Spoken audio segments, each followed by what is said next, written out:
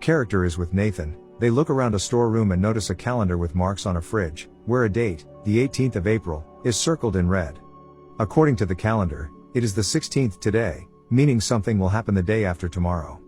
At this moment, Lucas and the Asian lady try to investigate the similar hematomas from the needles that they both have on their veins. In the meantime, Michael finds a cupboard with a whole arsenal of weapons and ammunition. The characters decide to arm themselves and be ready for anything, just in case. Sharon takes our character to the showers, where she suggests he freshens up. After remaining on his own, the character gets odd flashbacks for the first time. While having a shower, he tries to remember who he is, what his name is, and what is supposed to happen on the 18th, but to no avail. Suddenly, someone shouts out that the Asian lady has escaped to the forest.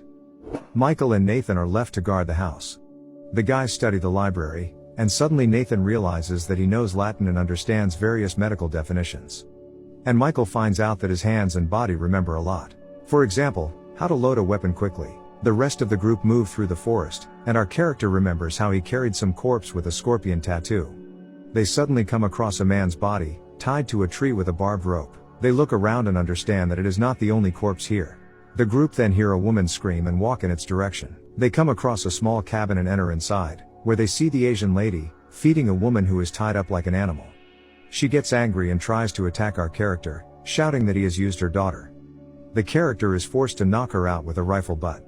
They also notice a CCTV camera, which means there must be a control point. The next morning, the group intend to go to the forest again. Michael and the Asian lady remain on guard. Suddenly, a man's heartbreaking scream emerges from the forest. He finds the man at a glade, tied up with a barbed rope. Michael tries to help him, but the man suddenly chokes him with the rope and sticks a sharp wooden stick into his neck. In the meanwhile, the rest of the group bump into a big pile of branches, among which they find two working cars.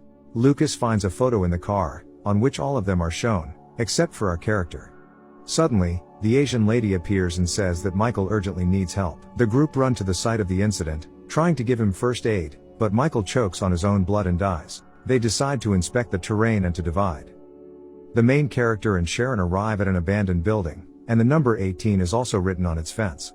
They search the territory, and Sharon notices a boy running by. They run